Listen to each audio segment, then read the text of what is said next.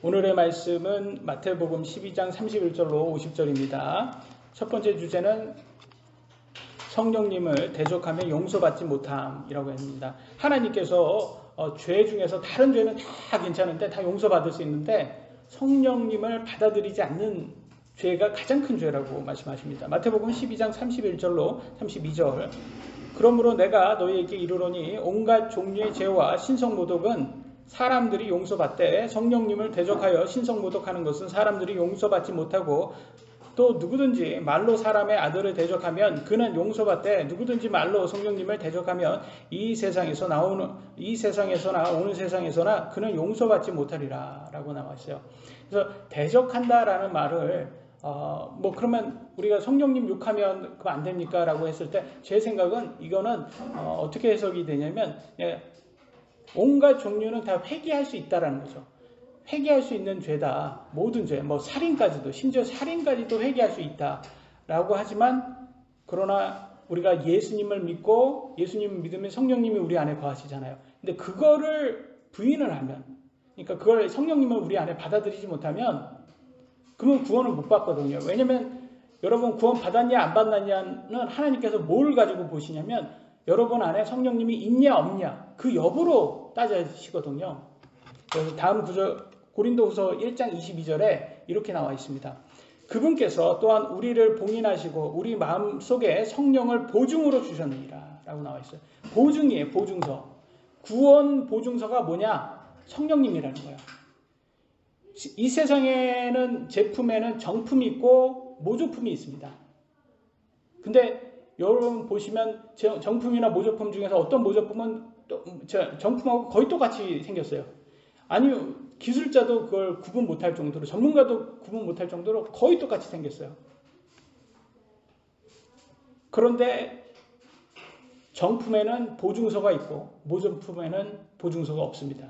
그죠? 그래서 이것도 마찬가지로 우리가 하나님 앞에 딱 갔을 때 너 구원 받았냐 안 받았냐는 뭘로 구분되냐? 너 안에 성령님 있냐 없냐로 구분된다는 거예요. 그래서 성령님이 있는 사람만이 알곡이고 정품이다. 천국 갈 사람이다. 그래서 우리는 성령님이 반드시 우리 안에 거해야 된다. 그럼 성령님이 거하는 걸 어떻게 하냐라는 것은 거하는 것은 예수님을 믿냐 안 믿냐로 결과적으로는 낼 수가 있는 거예요. 그러면 예수님을 얼마큼 믿냐라고 했을 때는 끝까지 믿냐라고 알 수가 있는 거죠. 끝까지 믿냐.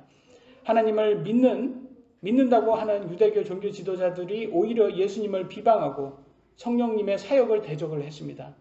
종교의 행위는 자칫 잘못하면 자기가 행위로 의롭게 되었다고 착각하여 다른 사람들을 정죄하는 용도로 사용하게 됩니다. 성령님이 있는 사람들은 사랑, 기쁨, 화평, 오래 참음, 부드러움, 선함, 믿음, 온유, 절제 이런 성령의 열매들이 있어야 한다고 합니다. 이를 대적하면 용서받을 수 없는 죄라고 합니다. 우리가 성령의 열매로 이웃들을 사랑한다면 그들은 하나님의 사랑을 느낄 수 있을 것입니다. 우리가 이 땅에서 알곡으로 온 목적은 그들에게 성령의 열매로 하나님의 사랑을 보여주라는 사역을 맡은 것입니다. 물론 사탄이 뿌린 가라지들은 성령을 대적할 것입니다. 우리는 사람의 마음을 볼 수 없기에 성경에서는 그들의 열매로 예상할 수 있다고 성경은 말하고 있습니다. 마태복음 12장 33절에 뭐라고 나와 있습니까? 나무도 좋게 하고 그것의 열매도 좋게 하든지 나무도 썩게 하고 그것의 열매도 썩게 하든지 하라. 나무는 그것을 열매로 하느니라.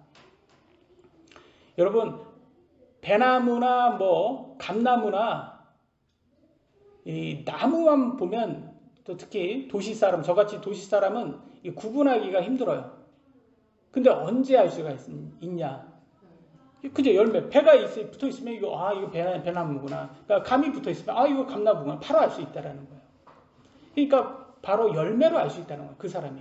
그러니까 여기에서 보면 성령의 열매를 내냐 아니면 육신의 행위만 내냐라는 걸 알 수 있다는 거예요. 그러니까 우리도 역시 끝까지 예수님 믿는 믿음으로 견뎌서 우리 안에 있는 성령님께서 우리 안에 일을 할 수 있게 해서 성령님의 열매를 낼 수 있게 우리가 노력을 해야 되는구나 라고 말씀을 드립니다. 왜냐하면 여러분 칭의 구원은 누가 한 거예요? 칭의 구원은 칭의 구원에는 행위가 있어요, 없어요? 행위가 없어요. 그럼 누가 일하신 거예요? 예수님이 다 하신 거예요. 이건 마치 저하고 똑같아요. 아기가 엄마 뱃속에서 나올 때 하고 똑같은 거예요. 아기가 엄마 뱃속에 나올 때 힘 줘! 할 때 힘 주는 거 누가 하는 거예요? 엄마가 하는 거예요? 아기가 하는 거예요? 엄마가 하는 거예요. 일은 엄마가 다 하는 거예요. 아기는 그냥 순풍 나오는 거예요. 그냥. 행위가 없어요. 행위가. 이게 바로 칭의 구원이에요. 근데 나왔어요. 나와서 엄마가 은혜로 젖을 줍니다. 젖을 줘요. 근데 아기가 그 젖을 받고 빨아서 먹어야 되는 거예요. 이거 행위예요. 맞죠? 빠는 행위가 있어야 되는 거예요. 젖을 먹어야 되는 행위가 있는 거예요. 근데 먹지 않아요. 나 나왔으니까 나는 엄마가 다 해줘. 엄마가 떠먹여줘. 이런 식으로 하면 성장할 수가 없는 거예요. 죽을 수도 있는 거예요. 그잖아요. 아기가 먹는 거를 먹지 않는다. 젖을 먹지 않는다. 그럼 죽을 수도 있는 거예요. 그와 같이 우리도 똑같다는 거예요. 성화 구원은 하나님의 은혜지만, 성화도 하나님의 은혜지만, 왜냐면 젖을 주셨잖아요. 예? 젖을 주셨는데 그걸 먹어야 되는 거예요. 그럼 젖은 성경에 뭐라고 나와있어요? 젖은 하나님의 말씀이라는 거예요. 그래 하나님의 말씀. 성장한 사람에는 근데 하나님 말씀은 고기가 되는 거예요. 깊은 이렇게 하나님의 말씀에 좀 깊은 교리 있잖아요. 그건 고기로 비유가 되어 있어요. 그러니까 우리가 갓 태어난 아기가 젖을 이렇게 사모하는 것처럼 우리가 예수님 믿은 후부터는 하나님의 말씀을 사모해야 된다. 사랑해야 된다고 하는 거예요. 그래서 아기가 젖을 먹듯이 우리가 하나님 말씀을 먹어야 된다는 거예요. 그래야지 성장한다는 거예요. 근데 우리가 구원 받은 후에 우리가 이제 나 칭의 구원 받았다. 나 이제는 천국 간다 라고 하면서 먹지 않으면 어떻게 되겠어요? 죽을 수도 있고 아니면 그냥 아기로 평생 살다가 죽을 수도 있는 거예요. 그건 뭐 하나님께서 선택하시겠죠. 그래서 성화는 행위이지만 자랑할 수 있는 행위가 아니다. 왜냐면 이건 하나님께서 은혜로 젖을 준 거니까. 그래서 하나님이 주신 은혜니까 우리는 그걸 그냥 받아 먹는 거지. 그건 우리가 이걸 내가 했다고 자랑해서는 안 된다. 그래서 우리는 그냥 성화를 여러분 성화한다고 성화가 나옵니까? 안 나오죠. 구원 받은 다음에 저는 항상 그래요. 하나님께 아니 나 구원 받았는데 왜 성화가 안 나옵니까? 하나님. 근데 어쩔 수 없더라고요. 이게 내가 할 수 있는 능력이 아니더라고요. 하나님 말씀 먹고 그냥 성화 나올 때까지 그냥 기다리는 수밖에 없는 것 같아요. 그래서 성화 나오면 하나님께 감사하고 이거는 은혜구나라는 생각이 듭니다. 그래서 우리가 항상 열매로 사람 그 나무를 알 수 있다고 성경은 말하는 것처럼. 근데 조심해야 되는 게 우리 이방인들도 잘려 나갈 수 있다는 거예요. 이방인이라고 뭐 구원을 잃지 않는다 그런 거는 없어요. 성경에는 이렇게 나와 있습니다. 로마서 11장 21절로 22절 하나님께서 본래의 가지들 누굽니까? 유대인들이에요. 예. 아끼지 아니하셨을진데 그분께서 또한 너를 아끼지 아니하실까 조심하라. 누굽니까? 이방인들, 우리들 아닙니까? 그러므로 하나님의 선하심과 엄하심을 보라. 그래서 하나님은 선하심도 가지고 엄하심도 갖고 있다는 거예요. 넘어진 자들에게는 엄하심이 있으나 내가 그분의 선하심에 거하면 너를 향하여는 선하심이 있으리라. 그러니까 넘어지면 하나님께서 오히려 더 믿음에서 멀어지게 할 수도 있는 거예요. 파라오처럼. 그러면 안 된다는 거예요. 그렇지 않으면 너도 잘려나가리라. 그래서 넘어지면 믿음에서 떠나면 잘려나갈 수도 있다는 거예요. 그래서 유대인들은 예수님을 거부하고 성령의 열매를 내지 않아서 본래의 가지들임에도 잘려나갔습니다. 이방인들인 우리들은 야생나무 가지입니다. 좋은 올리브 나무인 예수님께 접붙여진 거예요. 성령의 열매를 내지 않으면 이방인들도 잘려나갈 수 있다고 조심하라고 나와 있습니다. 유대인들도 아끼지 않으셨는데 하물며 이방인들이 오히려 더 잘 잘려나갈 수 있다는 거예요. 그래서 조심하라고 성경에 나와 있습니다. 칭의 구원 받았다면 끝까지 견뎌서 성령의 열매를 맺어서 영화 구원까지 이룰 수 있도록 우리가 끝까지 견디는 그런 믿음을 보여줘야 된다는 것이죠. 로마서 11장 23절로 24절 그들도 여전히 믿지 아니하는데 머무르지 아니하면 접붙여지리니 하나님은 능히 그들을 다시 접붙이실 수 있느니라. 그러니까 유대인들이 지금은 안 믿잖아요. 예수님을. 근데 예수님 믿으면 접붙여질 수 있다고 말하죠.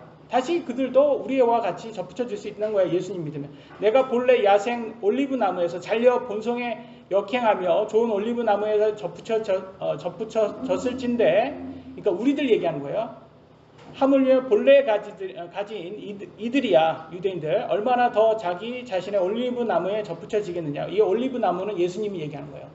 그러니까 예수님을 믿으면 예수님께 더 잘 접붙여지게 된다. 원래 나무가지였으니까. 그래서 이방인들의 충만함이, 이방인들의 수가 충만해지면요, 유대인들이 영적으로 눈을 뜬다고 합니다. 그리고 예수님을 구원자로 믿는다고 합니다. 그래서 본래 가지들이기 때문에 훨씬 더 잘 예수님에게 더 잘 접붙여지게 된다고 합니다.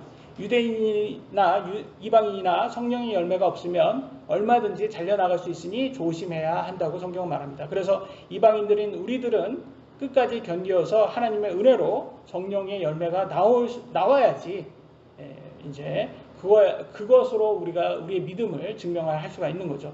그런데 그렇다고 해서 여러분 나 그러면 구원 잃은 거야? 마른 거야? 라고 해서 이렇게 내가 구원 받지 않은 거야? 라면서 의심할 필요는 없어요. 이거는 의심할 필요는 없어요. 왜냐하면 확신하고 의심은 아무 의미가 없어요. 제가 말씀드렸죠. 확신은 누가 제일 잘한다고 했죠? 도박 중독된 사람이 확신은 제일 잘한다고 했잖아요. 나 이 판 무조건 따. 그 의심한다고 뭐가 바뀌냐고요. 여러분 엄마한테 매 맞을 때 항상 그러죠. 우리 엄마 나 친엄마 맞아? 그러면 친엄마가 나를 이렇게 때려? 항상 의심하시지 않으셨어요? 저는 우리 엄마 의심했거든요. 항상 맞을 때 의심했거든요. 뭐 의심할 필요가 뭐 있어요. 그러니까 하나님의 자식이라도 맞을 때는 의심이 돼요. 근데 그런 거 의심할 필요 없는 거다. 확신하고 의심은 필요가 없다. 그래서 우리는 그냥 하나님 말씀대로 가는 거예요. 사는 거예요. 그래서 하나님께서 나중에 심판석에서 우리를 알곡인지 가라진지 우리는 알곡이라고 믿고 있는 거죠. 알곡이는 믿음으로 가는 거예요. 그래서 심판하시는 대로 되는 거죠. 그래서 우리는 끝까지 그냥 믿고 이게 최선입니다. 그래서 성경은 계속 신뢰하고 믿으라고, 주님을 믿으라고 계속 말해주고 있습니다. 마태복음 12장 34절 오 독사들의 세대야, 너희가 악하니 어찌 선한 것들을 말할 수 있겠느냐. 입은 마음에 가득한 것을 말하느니라. 성령을 대적하는 마귀의 자식들은 마음에 악함이 가득하여 항상 남을 정죄하기만 좋아한다고 합니다. 그래서 여러분 우리가 좀 조심해야 되는 거예요. 우리도 남을 정죄하지 않고, 왜냐면 우리는 성령의 열매를 낸다고, 만약에 우리가 성령의 열매를 낼 때 나는 성령의 열매를 내니까 너는 안 믿는 거고 난 믿는 거고, 그렇게 단정 지을 수는 없어요. 우리가 저도 그렇게 해왔는데 이게 교만이었구나. 내가 교만이고 내가 마치 성령의 열매를 율법처럼 이렇게 다루지 않았나. 그래서 저도 되게 반성이 많이 되더라고요. 이거는 아니다.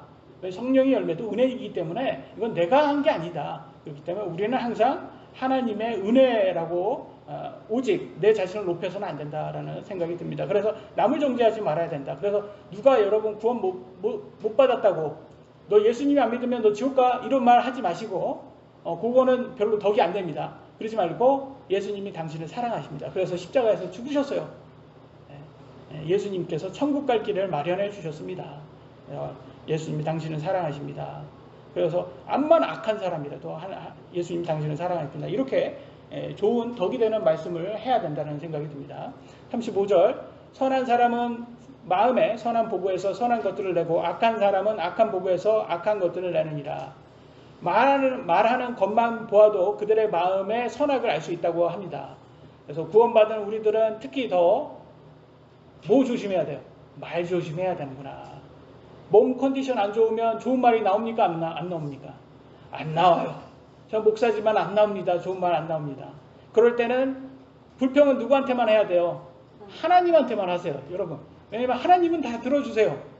얼마나 인자한지 보세요. 몰라요. 근데 사람은 못 들어줍니다. 그러니까 주위 사람들한테는 어떻게 해야 돼요? 그러면 주위 사람들에는 여러분 입에 재가름 물려가지고 조용히 하셔야 돼요. 나 컨디션 안 좋으니까 그냥 막 하지 말고 그냥 좀 피하세요. 여러분이 주위 사람을 오히려 피하세요. 나 컨디션 안 좋으니까. 그냥 아니면 조용히 있으세요. 왜냐하면 말하면 저는 아프잖아요. 지금 많이 아프니까 제 아내한테 얘기만 하면 그냥 불평불만이 나오는 거예요. 그러니까 제 아내가 그걸 뭐 힘들어하죠. 그러니까 내가 말을 하지 말아야 되겠다. 말을 하지 말. 그래서 자꾸 제가 말을 안 하려고 합니다. 일부러. 왜냐면 불평불만 나올까봐. 그래서 성경에 이렇게 나왔어요. 야고보서 3장 3절 보라 말들이 우리에게 순종하게 하려고 우리가 말들의 입에 재갈을 물리나니 이로써 우리가 그것들의 온몸을 돌리느니라. 타는 말 있잖아요. 타는 말에도 재갈을 물려가지고 그들을 컨트롤 하잖아요. 그런 것처럼 우리 안에도 입에도 이렇게 재갈을 이렇게 물려서 우리를 컨트롤해야 돼요. 그래서 말을 불평이 나올 때쯤 다른 사람한테 불평 나올 때쯤 그러면 그냥 사람들한테는 말하지 마시고 그냥 그걸 가지고 하나님께 기도하세요. 불평이든 뭐 때를 쓰시던 뭐 우시던 하나님한테 하는 건 괜찮아요. 우리 하나님은 그걸 다 들어주세요. 얼마나 좋으신 하나님입니까? 그래서 우리 하나님은 꾸짖지 않으신다고 합니다. 그래서 얼마나 좋으신 분이에요. 그냥 들어주신대요. 그냥. 야고보서 1장 5절 너희 중에 어떤 사람이 지혜가 부족하거든 모든 사람에게 너그러이 주시고 꾸짖지 아니하시는 하나님께 구하라. 그리하면 그것을 그에게 주시리라. 여러분 하나님한테 기도할 때 하나님께서 응 알았어 뭐 이렇게 대답을 하세요? 여러분 뭐 이렇게 귀에 들리게? 귀에 들리게 대답을 들으셨다면 여러분 정신과 먼저 가셔야 되는 거예요. 환청이에요, 환청. 하나님께서는 안 들려요. 그런 거 안 줘요. 그냥 말씀 안 하시고 그냥 가만히 있으세요. 그냥 듣고만 있으시는 거예요. 근데 듣는 거예요. 근데 대답이 없으니까 우리는 안 듣는 것처럼 느껴지는 거죠. 근데 다 들으세요. 다 들으시고 꾸중 안 하세요. 그게 얼마나 좋은 건지 나중에 알아요. 우리가 컨디션 좋아지면 내가 정말 네 가지가 없는 놈이었구나. 내가 하나님께 불평했던 거 보면 정말 네 가지가 없는 놈이었다. 막 그런 생각이 많이 듭니다. 그러니까 저도 이렇게 불평할 때 막 이렇게 불평이 막 나온단 말이에요. 근데 아픈 사람은 아파봐야지만 동감을 하더라고요. 그렇지 않습니까? 자기가 아프지 않으면 이게 동감이 안 돼요. 내가 암만 불평해도 옆에서는 자기가 아프지 않으니까 어떻게 되냐면 야 그거 뭐 네가 뭐 잘못했으니까 네가 아픈 거겠지 이렇게 얘기를 합니다. 맞는 말일 수도 있는데 그 아픈 사람 입장에서는 그게 되게 듣기 싫거든요. 그거. 그러니까 여러분 욥의 친구가 되어서는 안 되는 거예요. 욥의 친구가. 그냥 아픈 사람 있잖아요. 그러면 그냥 여러분들도 그냥 거리를 두세요. 아프면 저 사람 좀 아프니까 저렇게 되는구나. 그냥 컨디션 안 좋구나. 그러면서 좀 거리를 두시고 얘기를 하지 마세요. 왜냐면 괜히 가서 내가 뭐 한 수 가르쳐 준다고 이렇게 해봤자 말싸움밖에 안 남습니다. 그러니까 내가 욥의 친구는 되지 말자. 적어도. 그래서 참 욥의 친구는 여러분을 탓하게 됩니다. 그러니까 여러분들도 여러분 컨디션 안 좋을 때는 여러분이 누구한테 얘기하면 동감을 얻으려고 얘기한 건데 그들은 욥의 친구처럼 여러분을 대할 거예요. 그러면 배우자인데도 욥의 친구처럼 대한다니까요, 여러분한테. 그러면 여러분 괜히 말만 하고 속상해요. 그러니까 그냥 입을 막고 하나님에게 본전도 못 찾아요. 그러니까 하나님에게만 하고 몸 컨디션 좋을 때만 여러분 주위 사람들에게 얘기하고. 그래서 제가 요즘 배우는 거는 컨디션 안 좋을 때 너무 아파요. 아파 죽겠어요. 그러면 말수를 줄여야 되는구나. 내가 말수를 줄여야 되겠다. 제가 말을 너무 좋아하잖아요. 말하는 거 너무 좋아하지 않았습니까? 지난주에는 우리 둘째 딸 유나가 와가지고 점심 먹고 나서 이제 점심 먹었으니까 이제 당이 올라갔으니까 이제 기분이 딱 좋을 때 아닙니까? 먹기 전에는 16시간 공국 시간에 그 금식하고 이제 점심 딱 먹으니까 막 기분이 딱 좋았을 때 옆에 와가지고 막 조잘 저한테 막 물어보는 거예요. 막 놀라지 마세요. 2시간 반 동안 얘하고 얘기했어요. 2시간 반 동안 끊임없이 얘한테 막 질문하는 거예요. 막 한국 전쟁이 어떻고 왜 한국이 둘로 나눠졌냐부터 시작해가지고 막 별의별 걸 다 물어보는 거예요. 그래서 얘한테 막 그 답변을 해주니라고 2시간 반을 했는데 나중엔 제가 뭐라고 했냐면 야 너는 인터뷰어가 돼야 되겠다. 어떻게 사람을 그렇게 2시간 반 동안 이렇게 말을 하게끔 그렇게 말을 잘 거냐. 이게 왜냐면 이게 말을 걸면서도 지가 옆에서 그래요. 아빠가 말해주면 어떻게 이렇게 잘 설명해 주는지 몰라. 어떻게 나는 처음 들었어 그거. 야 아빠 정말 설명 잘해준다. 이런 말을 딱 해주는 거예요, 옆에서. 그러니까 기분이 좋은 거예요, 제가 막 말을 하면서도. 그러니까 야, 그러니까 딸 때문에 참 기분 좋더라고요. 그러니까 야, 이래서 딸 그러는구나, 딸이 좋다 그러는구나. 그래서 옆에서 막 그러면서 얘는 참 이런 재능이 있구나. 그래서 공부에 재능이 없다 하더라도 우리 유진이는 공부에 재능이 있지만 공부에 재능이 없더라도 우리 둘째 딸은 이런 재능이 있기 때문에 먹고 사는 건 걱정하지 않겠다라는 생각이 들었습니다. 그래서 항상 컨디션이 참 우리가 힘들게 만듭니다. 다시 본문으로 돌아오겠습니다. 12장 36절. 오직 내가 너희에게 이르노니 사람들이 무슨 쓸데없는 말을 하든지 심판 날에 그것에 대하여 회개복을 하리라. 그러니까 우리가 말하는 것 다 기억하신다는 거야. 쓸데없는 말을 한 것도 다 기억하신다는 거야. 근데 우리는 예수님 믿었기 때문에 하나님께 막 이렇게 막 불평불만해도 그걸 죄로 보지 않으신다는 거예요. 그러니까 얼마나 감사한 거예요, 여러분. 그 쓸데없는 말도 다 불평불만해도 아버지니까 그걸 다 인자하게 다 받아주신 거예요. 그러니까 우리는 구원받은 이상은 우리는 이제 죄의 심판에서는 안 받잖아요. 죄의 심판에서는. 죄의 심판에는 다 무죄가 되었기 때문에. 그러니까 얼마나 감사한 거예요. 행위 심판만 남아 있습니다. 행위 심판. 그래서 우리는 사실은 여러분이 태어나서 이제 7, 80년 동안 여러분이 사는 거예요. 이 땅에서 사는데 여러분 자신은 혼이잖아요. 여러분 자신은. 그럼 여러분 몸은 뭐예요? 집이에요. 여러분이 혼이 거하는 집입니다. 그래서 하나님께서 이 집을 7, 80년 동안 여러분한테 준 거예요. 근데 여러분 게 아니라는 거예요.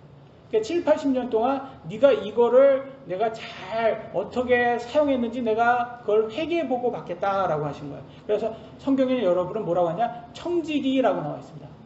스토어, 청지기라는 거예요. 청지기가 뭐예요? 그러니까 좀 쉽게 말하면 집사예요, 집사. 고양이 키우는 사람들이 집사라고 요즘 많이 하더라고요. 그러니까 여러분은 여러분 몸의 집사인 거예요. 여러분의 몸을 어떻게 했냐? 그러니까 돈이나 쾌락, 세상의 쾌락을 위해서 여러분 몸을 사용했는지 아니면 하나님 말씀에 순종하는 용도로 여러분 몸을 사용했는지 하나님께서 회개해보고 받는다는 거예요. 여기 회개는 여입니다. I 아니에요. 회개할 때 개가 I면 repent. 내가 내 죄를 회개하고 내가 다시 이제 죄에서 돌아섭니다라는 게 I고 여기에서 회개한다는 말은 이거는 여이라서 수입 지출을 따져 세만다라는 뜻이에요. 수입 지출을 따져서 세만다. 그 말은 뭐겠습니까? 하나님께서 여러분에게 너 몸 가지고 어떻게 썼어? 7, 80년 동안 너 몸 가지고 세상 사람들처럼 그렇게 돈 쫓고 그러니까 쾌락 쫓고 그런 용도로 사용했어? 아니면 하나님 말씀 순종하는 데 사용했어? 요거 보신다는 거예요. 그러면 하나님을 두려워해야 되겠죠. 근데 성경에서는 또 자유가 여러분 진리가 여러분 자유롭게 하리라라는 뭐 이런 말씀 그래서 두려움에서 자유롭게 한다라는 것에서 또 이것도 또 두려움이라는 같은 단어가 나와 있어서 헷갈릴 수가 있어요. 그래서 제가 이 예를 들어드리겠어요. 두려운 거는 같은 두려움인데 다른 두려움이 있어요. 여러분 경찰을 봤을 때는 여러분 두렵죠. 그럼 바로 뭐예요? 속도 줄이죠. 왜냐면 내가 속도 위반했을 수도 있기 때문에 경찰 보면 바로 두려워가지고 속도 줄이고 내가 뭐 벌칙금 받을 게 없는가 이렇게 합니다. 근데 경찰은 나를 보호해줘요. 그러니까 같은 두려움인데 나를 보호해주는 두려움이에요. 이거는. 근데 우리가 강도를 만났을 때 어때요? 두렵습니다. 이건 공포예요. 나를 해칠까봐 그런 두려움이에요. 단어는 두려움인데 하나는 나를 해치는 거고 하나의 두려움은 나를 보호해주는 두려움. 그래서 하나님을 우리가 두려워해야 된다라는 이 하나님 두려워하는 거는 하나님이 뭐 이렇게 무슨 사탄처럼 그런 두려움이 아니라 하나님이 나를 보호해 주신데 내가 잘해야 되는데 좀 더 잘해야 된다. 하나님 말씀에 순종해야 된다는 두려움이고 세상의 두려움은 마귀가 여러분에게 협박을 해요. 너 죄를 섬기지 않으면 내가 너 죽일 거야. 내가 사망에 이르게 할 거야. 라고 자꾸 협박을 해서 사람을 자꾸 죄를 섬기게끔 만든다는 것이죠. 그래서 그런 사탄의 협박에서의 자유를 만든다는 거예요. 진리가 여러분을 거기에서. 그래서 여러분 더 이상 죽음이 두렵게 되지 않습니다. 여러분이 구원을 받은 다음에는. 그래서 우리는 그래서 하나님을 바르게 두려워해야 된다는 것을 알 수가 있습니다.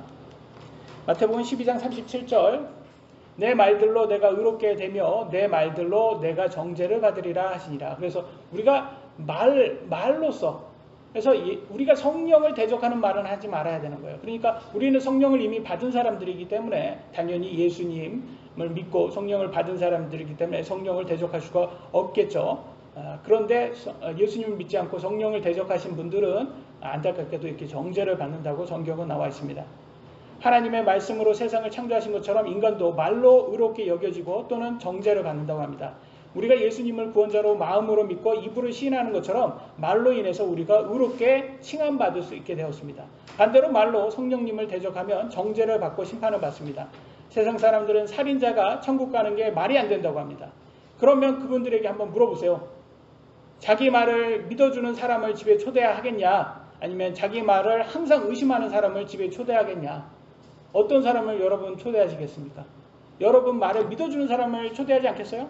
그러니까 당연히 사람의 자기 말을 믿어주는 사람을 초대하는 거예요. 그러니까 천국의 주인이신 하나님도 마찬가지예요. 하나님 말씀 믿는 사람을 초대하겠지, 천국으로 초대하겠지. 하나님을 불신하는 사람을 초대하겠습니까?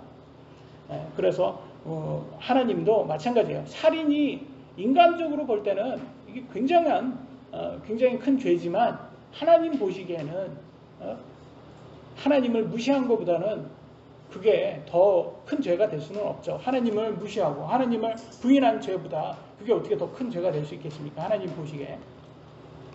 5장 19절, 로마서 5장 19절에는 한 사람의 불순종으로 말미암아 많은 사람이 죄인이 된 것 같이, 이 말은 뭐겠습니까? 여러분 아담의 원죄로 인해서 여러분 모두가 아담의 죄 DNA를 가졌다라는 거예요. 그걸 갖고 태어났다는 거예요. 그래서 여러분은 지옥 갈 수밖에 없게, 우리 모두는 지옥 갈 수밖에 없게 태어났다는 거예요. 한 사람의 순종으로 말미암아 많은 사람이 의로운 자가 되리라. 근데 예수님께서 십자가 순종을 통해서 우리 모두가 의롭게 칭함받을 수 있게 된 거예요. 그래서 얼마나 감사합니까?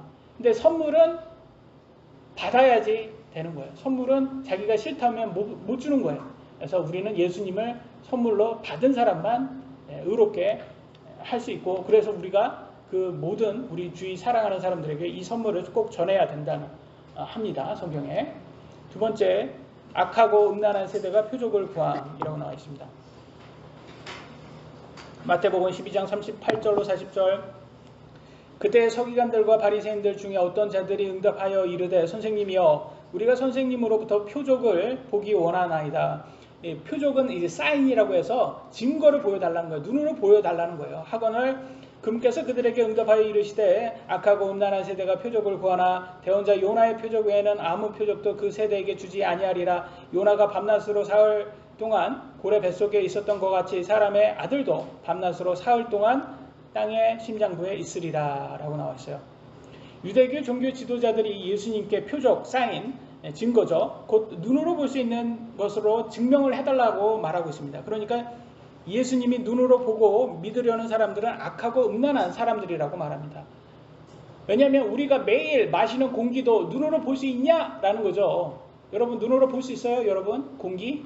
못 보잖아요. 근데 영이신 하나님을 어떻게 볼 수 있냐고요. 그러니까 말도 안 되는 소린 거예요. 그러니까 눈으로 볼 수 없는 거를 보여달라고 한다는 그 자체가 그게 안 믿겠다는 거지. 그러니까 악하고 음란한 거예요. 그러니까 자기가 안 믿기로 결정해 놓고 이제 말도 안 되는 걸 보여달라고 하는 거예요. 볼 수 없는 거를. 그러니까 예수님께서 요나의 표적, 곧 3일 동안 고래 뱃속에 있었던 요나의 것이 그게 표적이다. 그래서 예수님께서 땅의 심장부, 곧 지옥에 다녀오는 게 그게 바로 증거다라고 말해주고 있어요.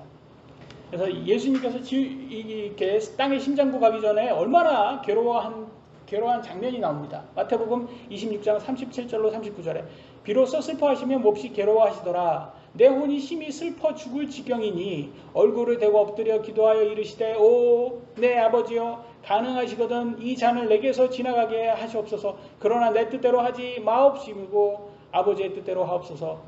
십자가에 못 박혀 죽는 육신의 고통뿐만 아니라 3일 동안 이 땅의 심장부 지옥까지 다녀오는 것까지 포함된 고통임을 예상해 볼 수가 있어요. 그렇지 않겠습니까? 저는 십자가에 죽는 거에 그 육신의 고통도 아프겠지만 그 우리 모두가 다 죽을 거기 때문에 육신의 고통 이상의 그 고통이 있을 거라고 예상이 됩니다. 그것은 바로 이 땅의 심장부, 바로 지옥에 가는 고통이 아닐까 생각이 돼요. 근데 예수님이 이렇게 두려워하는 모습을 보인다는 것은 지옥이라는 것이 얼마나 고통의 장소라는 것을 말해주고 있는지 알 수 있다는 거예요. 여러분, 절대 가서는 안 된다. 이 땅에서 힘들 때 우리는 뭐라고 해요? 지옥 같다라고 말한단 말이에요. 근데 여러분, 지옥은, 진짜 지옥은 우리 육신이 견딜 수 없는 곳이에요. 심지어 마귀도 무서워서 벌벌 떱니다. 이 지옥이라는 곳이 얼마나 무서운 곳인지 마태복음 8장 29절, 그들이 소리를 지르며 이르되 하나님의 아들 예수님이여 우리가 당신과 무슨 상관이 있나이까? 때가 되기 전에 우리를 괴롭히려고 여기에 오셨나이까 하더라. 때가 되기 전에 뭐예요? 우리 나를 지옥 보내려고 아직 때 안 됐잖아요. 우리 지옥 가긴 갈 건데 아직 때 안 됐잖아요. 벌써 지옥 보내려고 왔습니까? 그러면 벌벌 떨잖아요. 여러분, 마귀들도 떠는 곳이 지옥입니다. 여러분. 그래서 지옥은 정말 가서는 안 되는 곳이다. 그래서 예수님 믿는 게 여러분 얼마나 큰 은혜고 특권인지 우리는 깨달아야 된다. 예수님을 저승사자처럼 무서워하는 모습이 보입니다. 지옥은 절대 이 세상에 모든 돈을 준다 해도 가서는 안 되는 게 바로 지옥이다라고 성경에 나와 있죠. 요나의 표적은 예수님께서 십자가에서 죽어 3일 동안 묻히는 것을 상징합니다. 그러나 요나가 3일 뒤에 고래에서 나온 것처럼 예수님도 죽음을 이기시고 부활하셔서 유일한 구원자이심을 증명해 주십니다. 요나가 니느웨 사람들에게 고래에서 나와서 니느웨 사람들, 니느웨가 어딘지 아세요? 아시리아예요. 수도예요. 아시리아. 아시리아가 나중에 어떻게 했어요? 이스라엘을 없앴잖아요. 그 나라를 없애버렸어요. 그냥. 그러니까 이 요나 입장에서는 좀 약간 억울한 거예요. 왜냐면 얘네들이 좀 죽었으면 북이스라엘이 오래 남아있을 텐데, 그러니까 원수인 거예요. 북이스라엘이 이제 니느웨가 남아있으면 북이스라엘을 없애는 심판할 건데, 그러니까 니느웨가 회개하지 않기를 원했던 거예요. 요나 입장에서는. 근데 회개를 했죠. 요나가 니느웨 사람들에게 회개하라 선포를 했어요. 근데 제가 생각에는 좀 영혼 없이 했을 것 같아요. 왜냐면 마음속으로는 회개하기를 원치 않았거든요. 왜냐면 회개하면 북아시리아가 정복당하니까 야 회개하라 한다 하나님께서 소울리스처럼 했을 것 같은데 정말 회개를 해버린 거예요. 제 생각에는 왜 회개를 했냐, 니느웨 사람이 들은 거예요. 소문을. 야, 고래에서 나온 사람이래. 저 사람이 다 뱃사람이니까 배에서 떨어뜨렸는데 고래 속에 3일 동안 있다가 나온 사람인데, 저 요나라는 사람이, 저 사람이 저렇게 뱃속에 있다가 나왔는데 저거 정말 하나님 아니냐? 하나님 말씀 아닐까? 야, 우리 회개해야 되겠다 라면서 회개를 진짜 해버립니다. 회개하고 이들은 천국 갔을까요? 지옥 갔을까요? 천국 갔죠. 천국 가니까 어떻게 됐냐?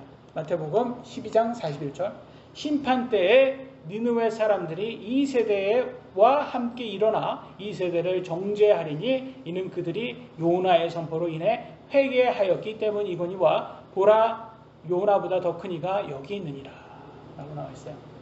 그러니까 뭐예요? 구약시대 사람들임에도 불구하고 하나님의 말씀대로 회개하니까 구원받잖아요. 그러니까 물론 제한이 있었어요. 구약시대 때는. 율법에서 이들에게는 허락되지 않아요. 그럼에도 하나님의 선포를 믿으니까 이렇게 구원받는 것을 볼 수가 있습니다. 천국 가는 사람들. 또 대표적인 또 인물이 나옵니다. 마태복음 12장 42절, 심판 때에 남쪽 여왕이 이 세대와 함께 일어나 이 세대를 정죄하리니 이는 그녀가 솔로몬의 지혜를 들으려고 땅의 맨 끝 지역에서 왔기 때문이거니와 보라 솔로몬보다 더 큰 이가 여기 있느니라. 세바의 여왕이에요. 세바의 여왕. 솔로몬의 지혜에 감동하여 하나님을 믿게 된 것으로 보입니다. 그래서 유대인들이 자랑스럽게 생각하는 솔로몬 왕보다 더 큰 이가 예수님이라고, 요나보다 솔로몬보다 더 큰 이가 바로 예수님이라고 이렇게 본인이 직접 자신의 입으로 이렇게 얘기를 해주고 있어요. 그런데 이 유대인들은 예수님을 거부하게 됩니다. 오늘날 한국 사람들 중에서도 세종대왕이나 이순신 장군은 천국 갔냐며 따지는 사람들이 있어요. 한국 사람들이 존경한다고 천국 간다는 보장은 없습니다. 유대인들도 요나와 솔로몬은 존경했지만 예수님은 거부해서 지옥의 심판을 받게 됩니다. 그래서 정말로 가장 중요한 것은 우리 예수님이라는 것을 다시 한번 볼 수가 있습니다. 12장 43절로 44절 부정한 영이 사람에게서 나와 마른 곳들로 다니며 쉴 곳을 구하나 전혀 찾지 못하고 이에 이르되 내가 내 집 곧 내가 나온 곳으로 돌아가리라 하고는 가서 보니 그 집이 비고 청소되고 꾸며져 있으므로 라고 했어요. 여러분 그 빙이라고 들어보셨죠? 아니면 또 무병이라고도 하고 신병이라고도 하는 게 있어요. 그래서 많은 사람, 특히 한국 사람들이 그런 신병 같은 거에 걸리면 병이 아프니까 이제 무당이 됩니다. 그래서 받아들이고, 그래서 구술을 해서 받아들여서 신을 받아들여서 이제 무당이 돼요. 그러면 병이 좀 나아요. 그 상태가 이거라는 거예요. 그 집이 비고 청소되고 꾸며져 있으므로 이 상태인 거예요. 이해되세요? 이제 부정한 영이 들어가서 아프게 만들어 놨더니 이 사람이 이제 가가지고 더 많은 이제 좀 나 아프게 해서 좀 벗어나게 해달라 이렇게 해서 신을 받아들인 다음에 우상을 받아들인다는 거야. 부정한 영을 받아들이니까 이제 잠시 이제 깨끗하게 만들어 놓은 거야. 나가니까 잠시 나가 있으니까 이제 병이 나은 거예요. 그러니까 이제 무당이 되니까 내가 나았구나라고 생각할 때 어떻게 됩니까? 이때 바로 45절 이에 가서 자기보다 더 사악한 다른 영 7을 데려와 그들이 들어가서 거기 거하며 그 사람이 나중 형편이 처음보다 더 나쁘게 되니라. 이 사악한 세대도 참으로 그와 같이 되리라 하시니라. 그러니까 오히려 더 부정한 영 7을 더 데리고 와서 나중에는 그 무당을 막 아주 참혹하게 만들고, 그래서 무당이 자식들한테 무당 되라는 소리를 안 해요. 오히려 자식이 무당 되기를 두려워해서 자기가 무당이 돼요. 얼마나 힘든 삶입니까? 무당이 드리는 뭐 지성이라고 하나 치성이라고 하나 말도 못하더라고요. 근데 예수님 믿는 우리는 그런 거 없잖아요. 근데 이 사람들은 막 어마어마하게 아주 그 자신이 믿는 신에게 아주 올인을 하더라고요. 올인을. 그런데도 그런 신들은 이들을 구원할 수가 없어요. 오히려 무시하고 이용해 먹고 나중에는 아주 참혹하게 만들고, 그래서 여러분 속으면 안 되는 거예요. 이런 부정한 영한테. 이 부정한 영으로부터 안전하려면 우리 안에 성령님이 꼭 있어야 된다. 가장 강한 영은 성령님이다. 성령님이 있어야지 이 부정한 영이 밖에서는 우리를 칠 수 있어요. 근데 안으로는 빙의는 안 돼요. 밖에서는 우리를, 왜냐면 욥이 그렇게 당했잖아요. 욥이 성령님이 있음에도 불구하고 밖에서 당했고, 사도 바울도 육체 안에 가시를 받았잖아요. 그러니까 성령님이 있어도 우리 육체는 언제나 사탄이, 하나님께서 허락하시면 사탄을 우리를 칠 수는 있어요. 그러나 괜찮아요. 우리 영혼이 이미 천국에 확정됐기 때문에 우리는 걱정할 필요가 없어요. 육체야 일찍 죽거나 나중에 죽거나 상관없잖아요. 우리는 잘 견디기만 하면 됩니다. 그래서 결론적으로 성령님이 없는 사람들은 이 부정한 영, 사탄의 놀이터가 되버린다. 그 사람의 몸이 사탄의 놀이터가 된다. 근데 오히려 여러분 술, 담배 많이 하시는 분이 건강해요. 막 90살까지 다 사시고. 물론 그게 한 얘기지만 그런 거 보면 제가 보기에는 사탄이 이렇게 좀 이렇게 마음밭이 길가가 있고 돌밭이 있고 가시나무 사이 밭이 있고 그 다음에 좋은 땅이 있습니다. 근데 길가는 아예 예수님을 듣지도 않는 사람들이 길가예요. 세상 사람들. 이런 사람들은 안 건드리는 것 같아요. 마귀들이. 그냥 이 사람들은 그냥 어차피 길가니까 이 사람들은 그쪽으로 갈 거니까 마귀와 같이 함께 그곳으로 갈 거니까 그냥 건들지 않는 것 같아요. 근데 건들 만한 사람이 누구예요? 돌밭과 가시나무 사이 밭과 좋은 땅. 이 세 종류는 다 건들기에 딱 좋은 거예요. 그러니까 우리는 많이 건들 수 있다. 그러니까 이걸 기억하시고 항상 우리는 우리 안에 성령님이 있다는 것에 정말 감사를 해야 되는 것 같습니다. 마지막 주제입니다. 예수님의 어머니와 형제자매입니다. 마태복음 12장 46절 그분께서 아직 사람들에게 말씀하실 때 보라 그분의 어머니와 그분의 형제들이 그분과 말하기를 바라며 밖에 서 있더라. 어머니와 어머니 마리아죠. 그분의 형제들이 예수님을 제자들과 함께 있는 예수님을 찾아오는 모습이 나옵니다. 근데 예수님을 형제들이 믿었어요? 안 믿었어요? 이때는 안 믿었어요. 이때는 십자가에서 부활한 이후에 믿었어요. 형제들은. 그게 요한복음 7장 4절로 5절에 나옵니다. 은밀히 이 일을 행하면서 드러나게 알려지기를 스스로 바라는 사람은 없나이다. 이건 비꼬면서 얘기하는 거예요. 형이 정말 메시아라면, 그리스도라면 좀 바깥에 나가서 당당하게 좀 자기가 메시아라고 그리스도라고 얘기해. 왜 이렇게 자꾸 은밀하게 얘기해? 은밀하게 자꾸 왜 자기 자신을 드러내지 않아? 비꼬면서 얘기하는 거예요. 당신이 이것들을 행하시거든 당신 자신을 세상에 나타내셔서 하니 좀 당당하게 바깥에 자기가 메시아라 그리스도라고 모든 사람에게 얘기해. 비꼬면서 얘기하는 거예요. 이는 그분의 형제들도 그분을 믿지 아니하였기 때문이더라.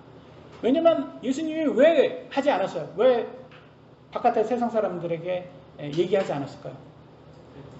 그렇죠. 때가 되지 않았기 때문에.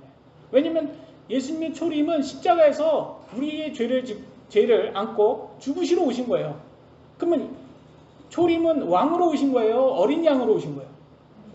어린 양으로 죽기 위로 오셨는데 왕이 되면 돼요? 안 돼요? 왕이 되면 안 되잖아요. 근데 때가 되기 전인데 막 자기를 드러내면 사람들이 어떻게 될까요? 어떻게 할까요? 왕으로 앉힐 거 아니에요. 어린 양으로 죽으러 오셨는데 왕으로 앉힐 거 아니에요. 그러니까 때가 되기 전에는 옳지 않은 거예요. 그래서 자기를 은밀하게 한 거예요. 은밀하게. 때가 되지 않아서. 왜냐면 사람들이 이렇게 합니다. 요한복음 6장 15절 그러므로 그들이 와서 억지로 자기를 예수님을 데려다가 왕으로 삼으려는 것을 예수님께서 아시고 다시 혼자 산으로 떠나가시니라. 아니 은밀히 했는데도 지금 사람들이 이분이 유대의 왕이다 그러면서 이렇게 억지로 왕으로 하려니까 그냥 산으로 그냥 떠나가 버리시는 거 보세요. 그러니까 대놓고 해봐요. 대놓고 해보면 더 그렇게 하지 않았겠습니까? 그래서 우리 예수님께서는 다 하나님의 때에 맞춰서 이렇게 순종하시기 위해서 이렇게 하신 거다. 또 얼마나 감사합니까? 그래서 우리는 좋은 예를 보면서 우리가 배워야 된다. 저는 이런 생각이 듭니다. 참 끝까지 견디는 건 과연 뭘까라고 제가 곰곰이 생각할 때 좋은 예가 이 구절에 있는 것 같아요. 마태복음 25장 1절로 4절 12절에 이렇게 나왔습니다. 그때 하늘의 왕국은 마치 자기 등불을 가지고 신랑을 맞으러 나아간 열 처녀와 같으니라. 신랑은 예수님이고 열 처녀는 성도들인 우리들이겠죠. 그들 중에 5은 지혜롭고 5은 어리석더니 같은 성도인데도 5은 어리석었어요. 어리석은 자들은 자기 등불을 가져다 가되 기름을 함께 가져가지 아니하였고 지혜로운 자들은 자기 등불과 함께 자기 그릇에 기름을 가져갔더라. 그러니까 어리석고 지혜로운 차이가 뭐예요? 기름이 있냐 없냐잖아요. 12절 그가 응답하여 이르되 진실로 내가 너희에게 이르노니 내가 너희를 알지 못하였노라 하였느니라. 그러니까 어리석은 5 처녀는 천국에 들어갔어요? 못 들어갔어요? 못 들어갑니다. 뭐가 없어서? 기름이 없어서. 그러면 이 기름을 우리가 해석을 해야 되잖아요. 그럼 과연 기름은 뭘까? 그래서 제 생각은 이 기름이 바로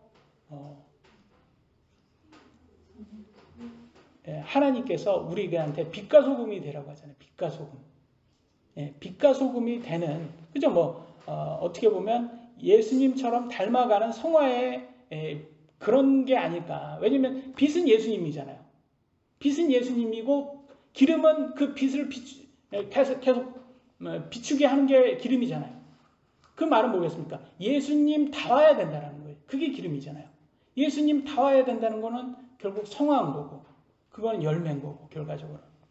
그래서 칭의 구원 받은 사람은 성화로 계속 성장을 해야 된다. 그래서 끝까지 견뎌야 된다. 근데 우리가 스스로는 할 수 없잖아요. 성령님, 우리 안에 있는 성령님이 하는 거니까. 그러니까 중요한 거는 끝까지 견디는 게 저는 오히려 더 목표라고 생각을 해요. 왜냐면 내가 성화가 암만 내가 하려고 해도 안 나오더라고 이게 성화가. 그러니까 결과적으로 내가 하는 게 아니구나. 성령님, 내 안에 있는 성령님이 하셔야지 하는구나. 근데 하려면 어떻게 해야 돼요? 끝까지 견뎌야죠. 끝까지 견뎌야지 하는 거지. 믿음 변치 않고. 그래서 저는 이 기름이 바로 이 성화 과정이 아닌가 싶습니다. 그래서 지혜로운 성도 여러분들, 우리들 되기를 예수님의 이름으로 기도합니다. 25절, 13절에 이렇게 나왔습니다. 아니 25장 13절. 그러므로 깨어 있으라. 너희가 사람의 아들이 오는 그날도 그 시각도 알지 못하느니라. 예수님 언제 오는지 아는 사람 있습니까? 없죠. 알면 이단입니다. 안다고 하면 이단인 거예요. 아무도 몰라. 아버지밖에 모른다고 했어요. 그래서 우리는 언제인지 몰라요. 그러니까 이게 믿음 아니면 어쩔 수 없는 거예요. 믿음 아니면 견딜 수가 없어요. 왜냐면 아니 내일 오신다고 하면 얼마나 좋겠어요. 그럼 내일까지는 견딜 수 있잖아요. 근데 언제 오신다는 거는 이게 예수님이 이걸 말씀을 안 하셨어요. 그러니까 언제 올지 모르니까 이 믿음 아니면 이거 견딜 수가 없는 거예요. 그잖아요. 믿음 아니면 그러니까 견디다 못해서 포기하고 믿음을 떠날 수밖에 없는 거는 그건 믿음이 아닌 거라는 거죠. 그러니까 하나님이 원하는 거는 끝까지 견디는 믿음을 원하시는구나 라는 것을 우리가 알 수가 있어요. 그래서 그런 사람만 예수님의 혼인잔치에 참여할 수 있구나. 그래서 참 이게 칭의는 어렵지 않아요. 오히려. 근데 성화가 어렵구나. 그런데 성화가 어려운데 이 성화는 내가 하는 게 아니구나. 성령님이 하시는구나. 그러니까 자랑할 게 없구나 라는 게. 그러니까 우리가 사는 게 힘들어요. 예수님 믿으면 만사형통하고 소원성취하고 번영하고 다 그러면 얼마나 좋겠어요. 저는 그러면 너무 좋을 것 같은데 근데 또 그렇게 되신 분들이 있어요. 간혹가다. 근데 그런 분들은 또 좀 어떻게 보면 또 제가 보기엔 좀 조심히 하셔야 될 것 같다는 생각이 들어요. 왜냐면 자기가 그런 경험을 해보니까 무조건 예수님 믿으면 다 그렇게 한다라고만 이렇게 생각할 수 있고 교만해질 수가 있으니까 또 그것도 꼭 좋다고는 말할 수가 없을 것 같다는 제 그냥 개인적인 생각이 그렇습니다. 마태복음 12장 47절로 48절. 그때 한 사람이 그분께 이르되 보소서 선생님의 어머니와 선생님의 형제들이 선생님과 말하기를 바라며 밖에 서 있나이다 하거늘 그분께서 자기에게 말한 사람에게 응답하여 이르되 누가 내 어머니냐 누가 내 형제들이냐 하시고 아니 예수님께서 아니요 친어머니잖아요. 그리고 형제들이 배다른 형 아니 잠깐만 저 어떻게 해요? 이게 배다른 아버지가 다른 거죠. 아버지 다른 어머니는 같고 아버지 다른 형제들이 왔어요. 그래도 형제잖아요. 근데 갑자기 어머니와 형제를 부인을 합니다. 이것을 통해서 우리는 뭘 배울 수 있을까요? 예수님께서는 육신적인 가족이라도 예수님을 믿지 않는 사람들은 과감하게 손절하는 그런 모습을 보여요. 참 인간적으로 봤을 때는 냉정해 보일 수도 있어요. 하지만 예수님의 태도를 통해서 크리스찬들인 우리들도 우리 삶에 무엇을 더 우선순위로 두어야 하는지를 알 수 있게 됩니다. 믿지 않는 가족보다 예수님을 더 우선순위로 두어야 되는구나. 예수님을 믿는 것을 더 우선순위로 둬야 되는구나. 여러분 가족 여러분이 선택한 겁니까? 여러분 어머니, 아버지 여러분이 선택했어요? 여러분 형제들 여러분이 선택했어요? 아니잖아요. 하나님이 선택한 거예요. 그래서 그분들이 천국에 가시면 좋은 건데 천국에 안 가시면 그분들은 영원히 못 봐요, 여러분들. 그러니까 여러분들 정하셔야 되는 거예요. 내가 예수님을 가장 우선순위로 선택을 해야 되는구나. 그래서 그 예수님이 그건 거예요. 나하고 영원히 있을 사람은 내 제자들이다. 나를 믿는 이 제자들이 오히려 나의 어머니고 나의 형제들이다. 라고 하는 거다. 라고 말씀을 하십니다. 그래서 마태복음 12장 49절 50절에 손을 내밀어 자기 제자들을 가리키며 이르되 내 어머니와 내 형제들을 보라. 누구든지 하늘에 계신 내 아버지의 뜻을 행하는 자 곧 그가 내 형제요 자매요 어머니이다 하시니라. 그러니까 영원히 함께할 사람들은 같이 예수님 믿는 사람들이라는 거예요. 그래서 저는 그런 생각이 듭니다. 우리가 다 천국에 다 부활해서 천국에 갈 사람들이에요. 그러면 천국에 가면 천국은 결혼을 합니까 안 합니까? 안 한다고 나와 있습니다. 마태복음 22장 30절에 부활 때에 그들이 장가가지도 시집가지도 아니하며 하늘에 있는 하나님의 천사들과 같으니라. 그래서 우리가 천국 가면 우리는 영원히 천사와 같이 돼서 산다고 하는 거예요. 천사들은 혼인을 하지 않습니다. 교회는 예수님의 신부이자 하나님의 자녀들이에요. 우리의 남편은 예수님이에요. 한국의 이혼율이 40%라고 합니다.